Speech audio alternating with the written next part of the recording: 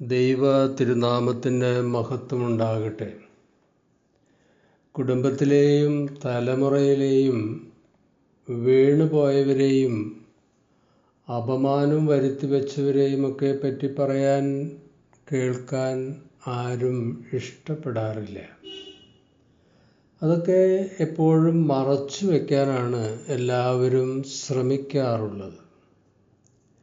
കുടുംബാംഗങ്ങളുടെ വീഴ്ചകൾ ആരെങ്കിലും സൂചിപ്പിച്ചാൽ മുറിവേൽക്കുകയും അസ്വസ്ഥരാവുകയും ശക്തമായി പ്രതികരിക്കുകയും ചെയ്യും.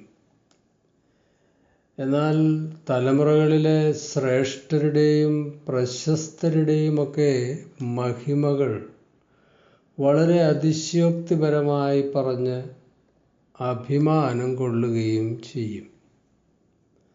സ്വന്തം ജീവിതത്തിലെ ദാരിദ്ര്യത്തിൻ്റെയും ഇല്ലായ്മയുടെയുമൊക്കെ കഴിഞ്ഞ കാലങ്ങളെപ്പറ്റി ആരെങ്കിലും പറയുന്നതും കേൾക്കുന്നതും ആർക്കും ഇഷ്ടമല്ല.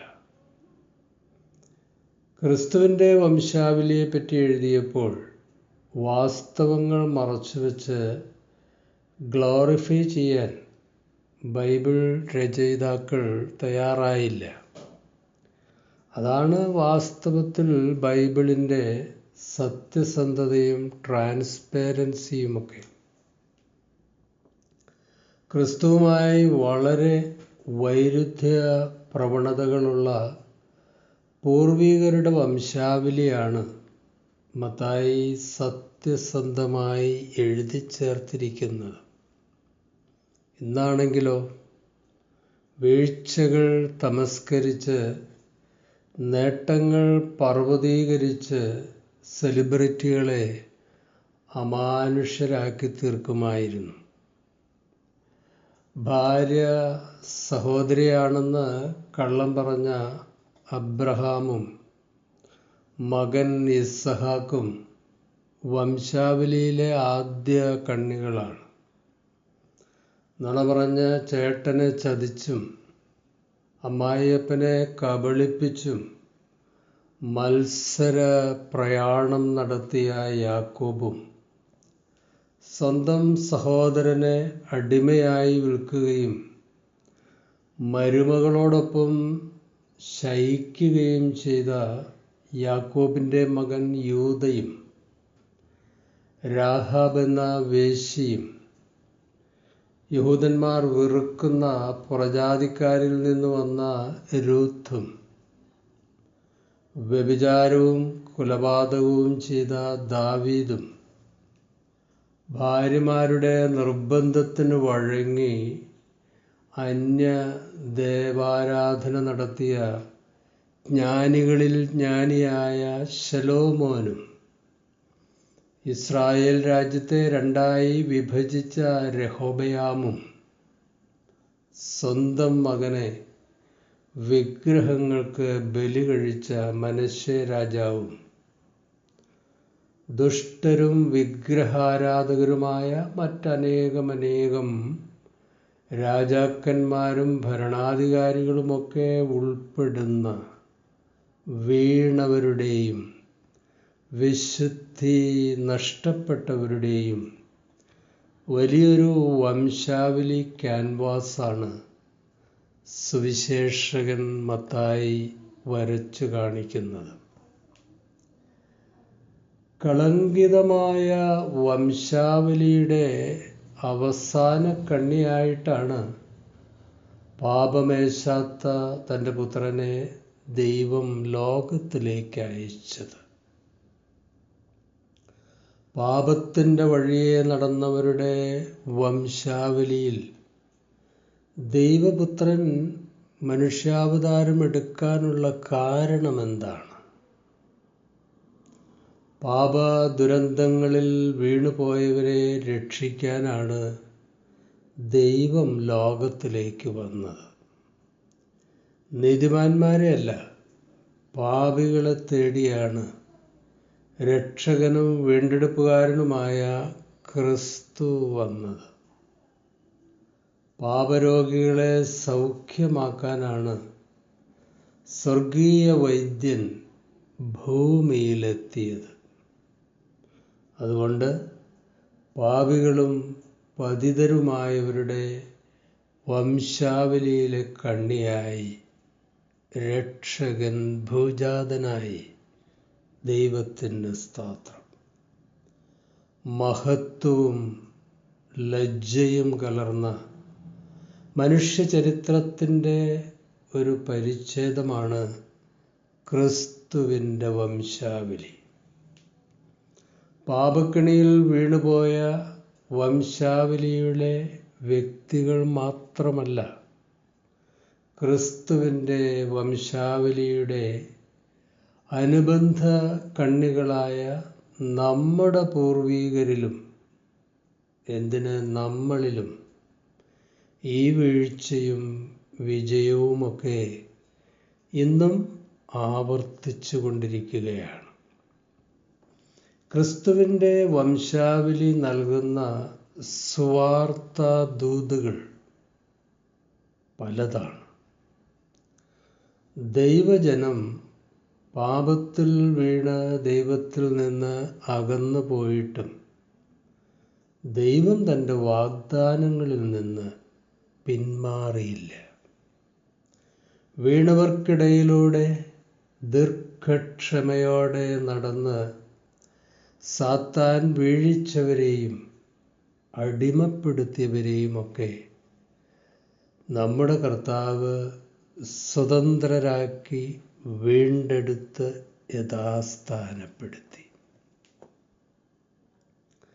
ലജ്ജാകരമായ കുടുംബ പശ്ചാത്തലവും പാരമ്പര്യവും ജീവിതശൈലിയുമൊക്കെ ആയിരിക്കാം എൻ്റേതും നിങ്ങളുടേതും. അതെല്ലാം പോക്കി പരിഹരിക്കാനും സൗഖ്യമാക്കാനും ദൈവമുമ്പാകെ നമ്മെ നീതീകരിച്ച് നിർത്തുവാനും മതിയായവനാണ് നമ്മുടെ കർത്താവ്. ക്രിസ്തുവിലാകാൻ തയ്യാറുണ്ടെങ്കിൽ എന്നെയും നിങ്ങളെയും അവൻ പുതിയ സൃഷ്ടിയാക്കും. പഴയതെല്ലാം അപ്പോൾ നീങ്ങിപ്പോകും. വീഴ്ചകളിൽ നിന്ന് പ്രത്യാശയുടെ പുതിയൊരു ജീവിത ശൈലി ചിട്ടപ്പെടുത്താൻ നമ്മുടെ ദൈവത്തിന് കഴിയും.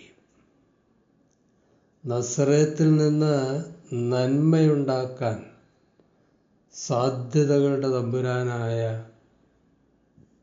നമ്മുടെ കർത്താവിന് സാധിക്കും.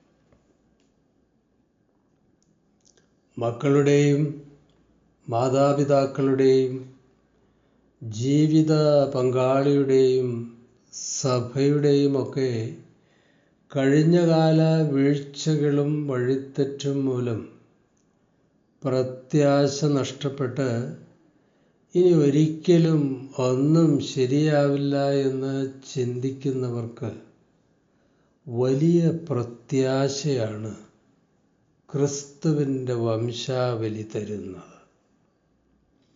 അന്ധകാരത്തെ വെളിച്ചമാക്കാനും ശാപത്തെ അനുഗ്രഹമാക്കാനും പാപബന്ധനത്തിലായവരെ സ്വതന്ത്രമാക്കാനും തകർന്നുപോയ ബന്ധങ്ങൾ കൂട്ടിച്ചേർക്കുവാനും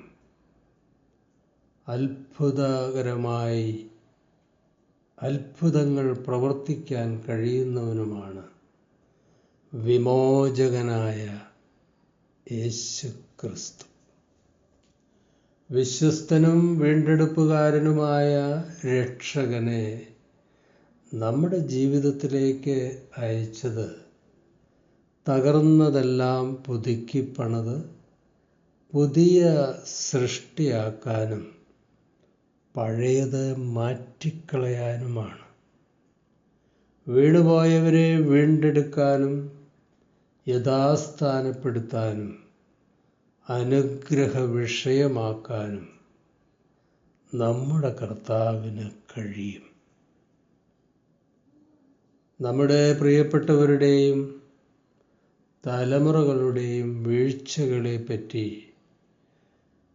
പലരും പറഞ്ഞ് പരിഹസിക്കുമ്പോൾ നമ്മൾ പ്രതികരിക്കാനൊന്നും പോകണ്ട.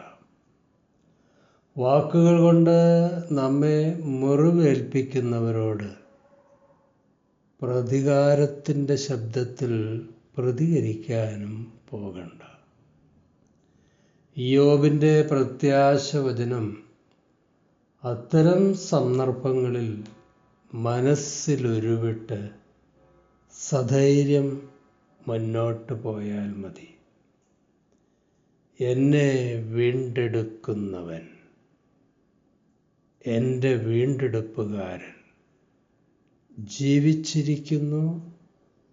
ദൈവത്തിന് സ്തോത്രം. 19 അധ്യായം 25 വാക്യം.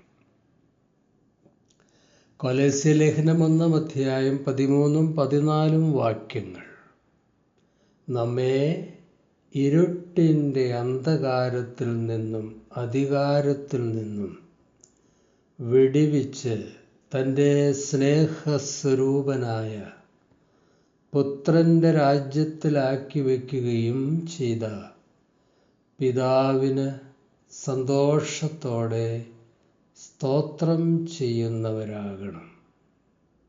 അവനിൽ നമുക്ക് പാപമോചനമെന്ന വീണ്ടെടുപ്പുണ്ട്. ദൈവമേ, പാപം ഞങ്ങളുടെയും ഞങ്ങളുടെ പ്രിയപ്പെട്ടവരുടെയും ജീവിതത്തിൽ വരുത്തിയ കളങ്കവും അപമാനവും ദുഷ്കൃത്യവുമൊക്കെ തുടച്ചു മാറ്റി പുതിയ ഒരു തുടക്കത്തിനുള്ള അവസരം നാഥ ഞങ്ങൾക്ക് ഒരുക്കിത്തരയണമേ. പാപക്ഷമ നൽകി പുണ്യപ്പെടുത്തുന്ന ക്രിസ്തുവിൻ്റെ വിശുദ്ധ രക്തത്താൽ കറകളെല്ലാം കഴുകിക്കളയണമേ. ദൈവമക്കളെന്ന അഭിമാനവും അവകാശവും മാന്യതയും നൽകി ഞങ്ങളെ യഥാസ്ഥാനപ്പെടുത്തണമെന്ന് യേശു കർത്താവിൻ്റെ വിസ്മയനാമത്തിൽ അപേക്ഷിക്കുന്നു. കൃപയോടെ കേൾക്കണമേ. ശുഭാശംസകളോടെ എ പി ജോർജ് അച്ഛൻ.